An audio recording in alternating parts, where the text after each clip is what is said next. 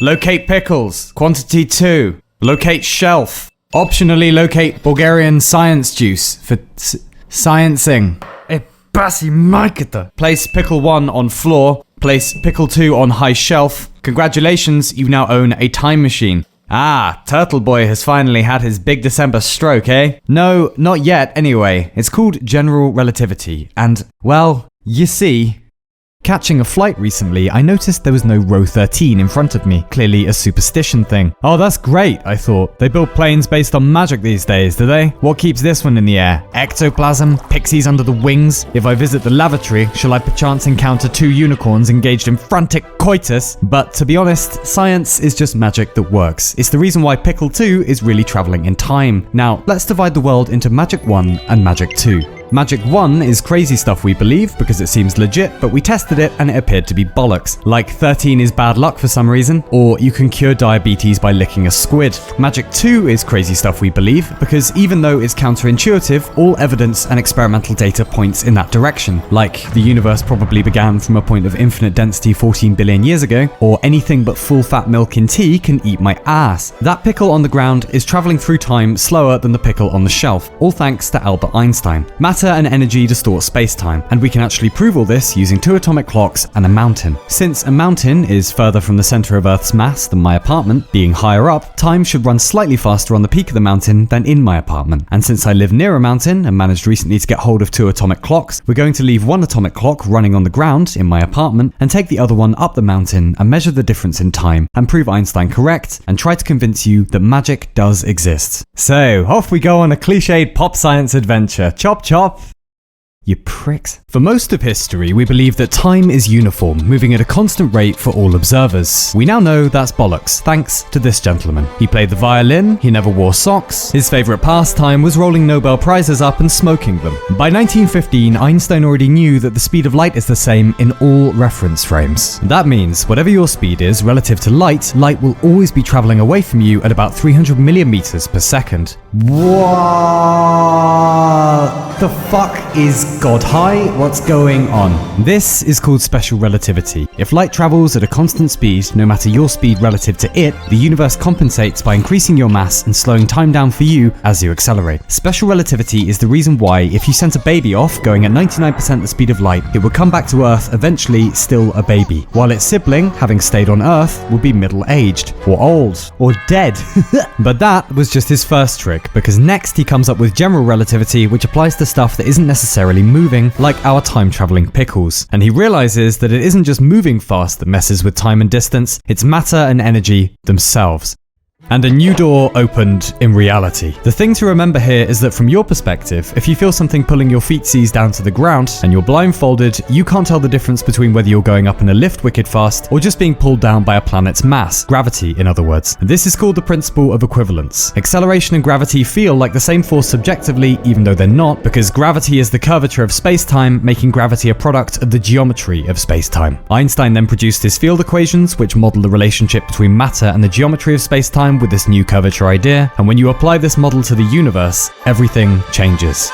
Just take GPS satellites, for example. Since they're further from Earth's mass, time runs slightly faster for them than us, thanks to general relativity. If engineers didn't correct for this, the GPS on your phone would probably be off by about 10 kilometers every day. But the real changes came to cosmology. From Einstein's work, we now know that mass and energy are manifestations of the same thing, that because of time dilation, the Earth's core is probably about 2.5 years younger than its crust, that light warps around stars and massive bodies in an effect called gravitational lensing, that sometimes stars collapse and produce black holes, that our current universe probably began from a space-time singularity billions of years prior, that right now the heavens are awash with invisible gravitational waves, the fallout of black hole collisions and kissing neutron stars and perturbations in the oceans of the universe, and all of this dreamt up by a sockless violin-playing oddball working in a Swiss patent office over a century ago, confirming mathematically that there is no master frame of reference in the whole of creation, and time, the one thing we always assumed is as fundamental as it gets, is really an entirely relative phenomenon. And sure enough, if we measure our atomic clock on the ground, perhaps only a few hours have passed, but up here on the mountain, thanks to time dilation, we in fact find that there's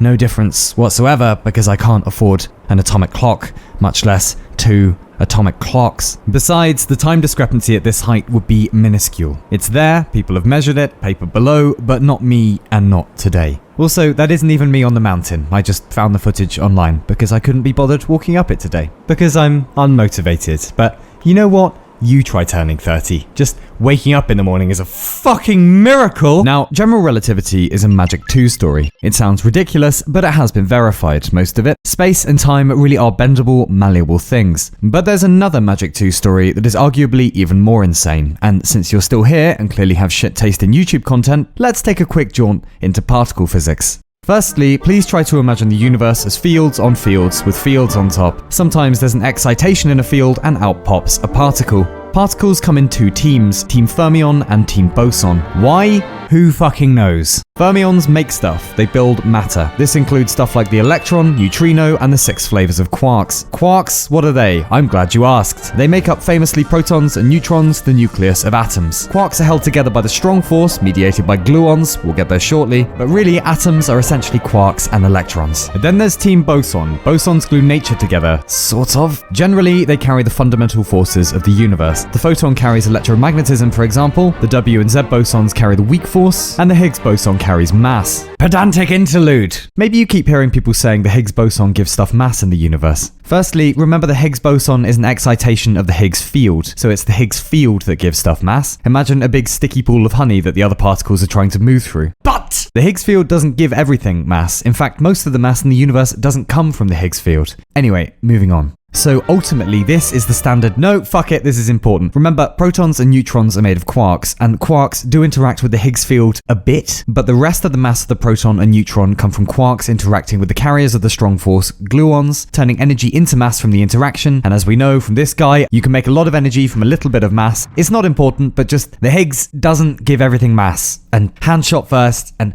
punk's not dead, and semi-skim milk and tea can eat my ass. This is the standard model of particle physics as it stands today. These are the ingredients of the world. 6 quarks, 6 leptons, 4 gauge bosons, and a cheeky little Higgs boson. But wait, there's more. Because as we discussed, the universe is really the result of fields, and these, as far as we know, are the basic quantum fields of nature, which we eventually end up calling humans and La Sagrada Familia, and that green shit you find in your eyes in the morning is called room, by the way. Fun fact for you. This is the bedrock of nature as we know currently. These are the underlying quantum fields. They represent the 3 generations of particles, throw in the 4 interactions or forces of nature that we discussed, and you have a universe. Now, the obvious question is, sorry, what the hell? Why set nature up like this? And is there something more fundamental than quantum fields? Do you know about stuffing? It is a traditional Christmas food back in my landmass of origin, and perhaps is popular in your country too, I don't know. But my grandfather made ooh-wee, the finest stuffing around, and we asked him every Christmas, hey, what's in this? And he always replied,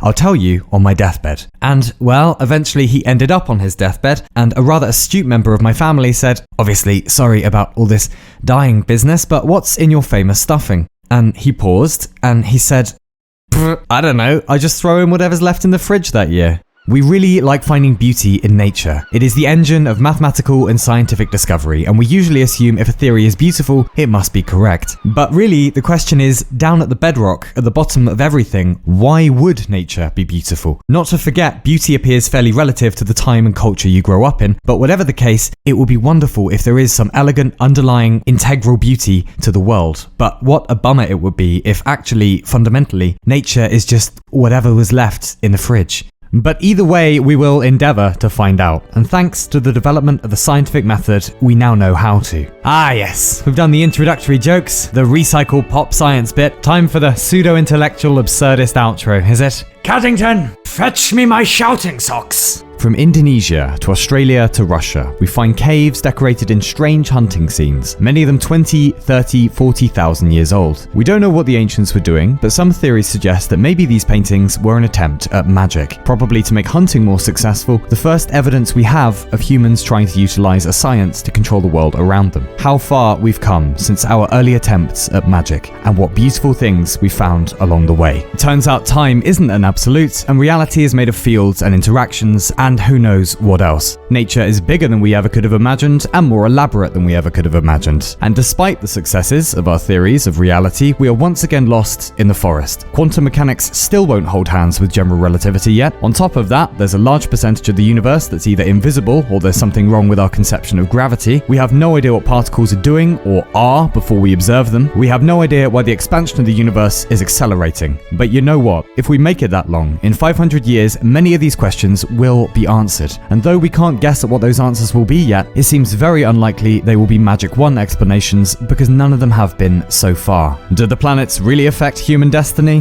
Who knows? But it's unlikely Saturn's current position is the reason your dog pooped on the carpet this morning. Are aliens here already? Who can say? But it's rather hard to believe they mastered interstellar travel and traversed the galaxy in faster-than-light starships to come to this planet to look specifically up your arse. It does rather seem sometimes like the less our species knows about a thing, the more certain we are of it. We're totally unique biologically on this planet. Oh, no, we're not. Well, at least the sun goes around our planet. No, it doesn't. Well, at least we're at the center of everything cosmically then. Sorry, no. We live in a galactic suburb. You know, should we just start a religion? Oh, come on. Rampant egomania thinly veiled behind British self-deprecation. You knew this was coming. And anyone can join this religion and everyone gets a free cat. And there's no rules except for one, which is if you find yourself in conversation with another human who is boldly making declarations about things that are still totally unknown, as if we got to this point by just making things up and being confident about them.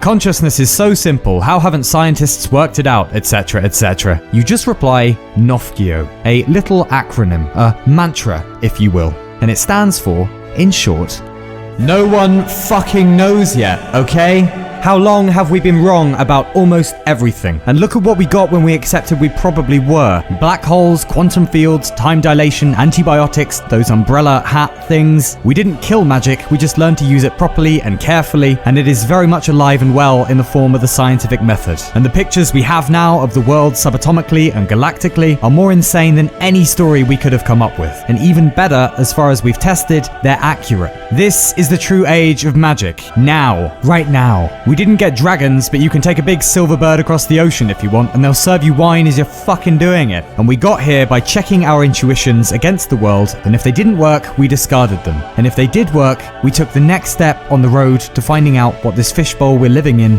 really is. All truth is one. In this light, may science and religion endeavor together for the steady evolution of mankind. From darkness to light, from narrowness to broad-mindedness, from prejudice to tolerance. It is the voice of life that calls us to come and learn.